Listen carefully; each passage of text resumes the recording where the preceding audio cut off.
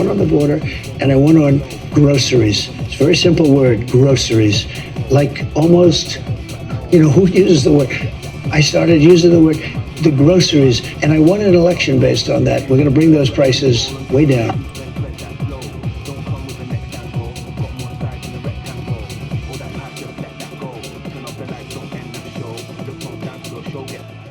We interrupt this broadcast to let you know that CBS Sports site on Tuesday morning, as I prep this video, appears to be having some issues with standings and possibly some scores.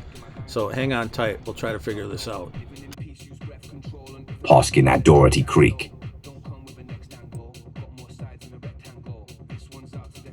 Okay, enough about politicking. Now on to the show, where Week 7 action begins with the Poskin Pike going up the hill to take on the Doherty Creek Plow Jockeys. The Plow Jockeys, despite leaving Jackson Dart and Boo Scattaboo on the bench one more time, where they put up over a 50 burger. Hey, look at this shit. I went with Michael Penix instead. Jesus. Anyway, thank God we're playing the Pike. Even though he had Devontae Smith catch this long one against the Purple Queens and putting up a 26 burger, Sister Christian McCaffrey continues to do what Sister Christian McCaffrey does, and that is get a lot of points. Also, new roster addition, Booty, who reminds me of my dear old dog, Booty, caught Tutty and got 13. And how about Tucker Kraft coming up big here, getting the first down on the Packers' final drive, and then 4th and 2 against Arizona. J Love looking back, lost a floater. Tucker Kraft getting me 11. The Pike ended up having their best game of the year when they got a really nice Monday night effort from Zach Charbonnet and the Buccaneer defense. We got a defensive touchdown on this play to make it close, but not close enough. Jackson Smith-Njigba was also playing in the game, and he put up a 18 burger to give Doherty Creek the win. Doherty Creek goes to 5-2. The Pike lose their 6th in a row. Arlen at South Doherty. The Slappers of Ham visit South Doherty, or South Doherty looking for a win to stay in the race, as were the Slappers. But it was South Doherty picking up the victory based on their 94 points, including this 39 burger from Bo Nix. Look at his sweet fucking feet. Turn the corner there and lead a comeback against the Giants. You also had Jamar Chase justifying the money that he spent on him with a 25 burger or something like that. Can't remember. Anyway, Mikey's bacon sizzles and drops to 4-3, while South Doherty goes up to 3-4 and staying in the race, chasing Doherty Creek. Rockman at 4 Mile. 97-74, led by a 35 burger from Jameer Gibbs. They had him clocked over 22 miles an hour on this run. And son of a bitch, how would you like standing in front of him and having him hit you? It's almost like running your car into a tree. Shit, that dude is good. Anyway, pretty boy Trevor Lawrence, he put up a 19 burger for the Brookies.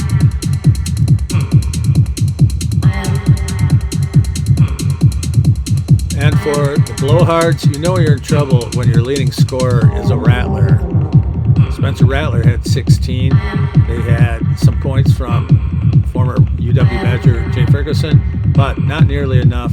The Doritos remain tied at 4-3. The Rookies stay in the race at 2-5. Rabbit Trail at Maple Grove. If Smiley and Hammer went walking through the woods and they fell down, would anybody really give a shit? Probably not. In this epic battle between the league's 2 bottom-scoring teams, somebody had to win, and it was going to be Rabbit Trail, actually having one of their best games of the year. Hammer got another nice effort from Patty Mahomes, who might be the MVP quarterback of the league so far. Despite that, Justin Herbert for the Rabbits, despite that half-ass play, did pretty well. Jalen Warren, though, how about this? Okay, dude's a runner. Nice pickup by the Hares. And then they got another nice effort from Cortland Sutton, who is quarterback here, calling him the man. And obviously the dude's pretty good. So Rabbit Trail, they go to 2 wins, 2-5. Well, the Beefers fall to 2-5. Long Lake at French Creek. The point spread on Long Lake traveling to French Creek was plus 29. Place taking the points. Long Lake doubles up on the hapless Harvesters, beating them by a score of 120 to 59. Dak Prescott, James Jonathan Taylor, Deontay Swift, Bondre, whatever the hell his name is, Amon, St. Brown, and even Michael Pittman got in the act. Burgers for everybody. This was an ass kicking. French Creek, meanwhile, they didn't score enough points. The Loons have now won 6 in a row, are the finest team in the land. The Harveys fall to 3-4, are in last place in the West. Pokegama at Apple River in the Ninja Turtle Cup. The annual Ninja Turtle Bowl between Pokegama and Apple River this year was played in Hillbilly Haven. And the Pokey came in and smoked the Billies 111 to 65 based on this man, Devontae Adams. He's here tossing the ball to a lovely British chap into the bleachers. Oh, look at him. Isn't he a jolly fellow? Anyway, Adams had it, and Daisy May continues to be a bona fide fantasy quarterback. That shitty pass gave him a tutty. 25 burger on the day. And then, of course, T. Higgins. Sharp little route right here, dissecting the Steeler defense, which I hope is Matthew Golden this Sunday night. The Dogs had no problem with the Billies. The Billies' leading scorer was their kicker, which makes sense because he got to pick first because he was the shittiest team of the land last year. One team rises to 4-3, the other falls to 4-3. Raining Tree at Upper Turtle. In a game dripping with irony because both teams have mascots that have been used in science experiments. Well, it was the Frogs that got dissected this time by this man, Quishon Junkins, who ran like 30 times for a 25 burger for the Flying Monkeys. And the Monkeys also had their other back, Javonte Williams, who up until this point was their number 1 back. He had like a 17 burger all by himself. This Dallas Cowboy Parsons wearing jersey man certainly liked it. Anyway, Frogs continue to swoon and fall to 2-5, where the Monkeys stay in the race in the West, going to 5-2. Stump Lake at Horseshoe. Our final game of the week has the Peckers of Stump Lake traveling over to the Horseshoe to try to derail one of the best teams in the land, the Horseshoe Bucks. They had Jordan Love. He had a nice game, but they really didn't have much other than that. The Bucks countered with Jaden Daniels, who, that doesn't look good. That could derail the Bucks. Pyrrhic victory there, Mitch. You might need a backup QB. Anyway, the Bucks get 97 points, and they beat the Packers by 40 points. And we're going to cut this game off at there because the Bucks continue to roll, and the Stumpies, they continue to pitch forward and backwards. Let's go streaking. Teams on streaks right now. Stump Lake just lost their 2nd in a row. Raining Tree, that makes it 3 in a row for the Frogs. And the pitiful Pike have plumped to 6 in a row losses. Doherty Creek and Horseshoe, they win 2 in a row. And Long Lake, 6 in a row after losing in week 1. Speaking of Long Lake, they are comfortably ahead in the Eastern Division with a 2-game lead over Pokegama and almost a 100-point tiebreaker. Stump Lake and Raining Tree both lost this weekend, not helping their chances of staying in the race. They have some work to do if they want to catch up. Now to the north. where only Rabbit Trail won this weekend, so they pick up a game and crawl back in the race. Otherwise unchanged. Arland keeps its tiebreaker edge over Rockman, and Poskin has a ways to go if they want to get back in it. A rarity for the South this weekend as they went 3-1, though they still have the worst divisional record in all the land. But Doherty Creek and South Doherty and 4 Mile all won, hence their first, second, and third place standings. And Maple Grove got some work.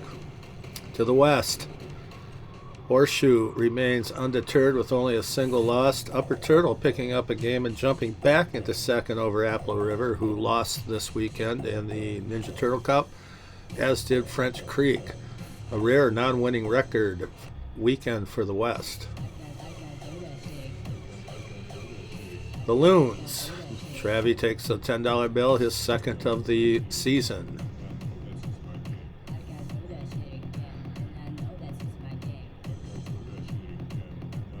Scoring leaders, Long Lake jumps over Horseshoe into first place, but by a wee 4 points. Doherty Creek moves up 2 spots, 42 back.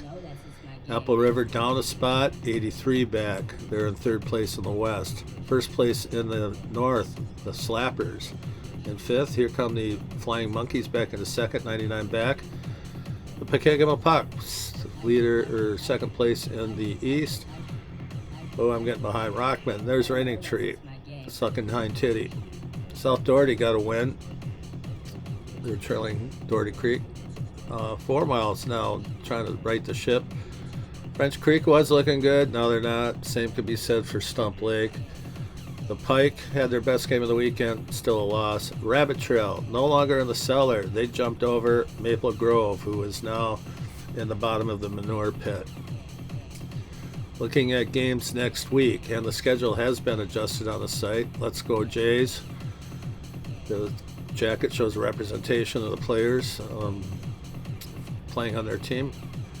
The Bucks are going to be favored over Raining Tree by at least 28 points. Increase their series lead 7-4. The Pups travel to Upper Turtle. However, the Flying Monkeys are favored by 8. That series is 12-11 Pups. The Loons, they're favored by 22 over the Hillbillies, and they lead the series 6-3. Stump Lake goes over to French Creek, where the Harveys are favored by 9 points. That series is all nutted up at 4 apiece. The Slappers try to stay in first place. They take on the 4th place Beefers. They're only favored by 2, however. The Beefers have never won against the Slappers 4 times. The Brookies have won the last 3 matchups and are 7-3 against the Hares, but still Rabbit Trail is favored by 6 as they travel to 4 Mile.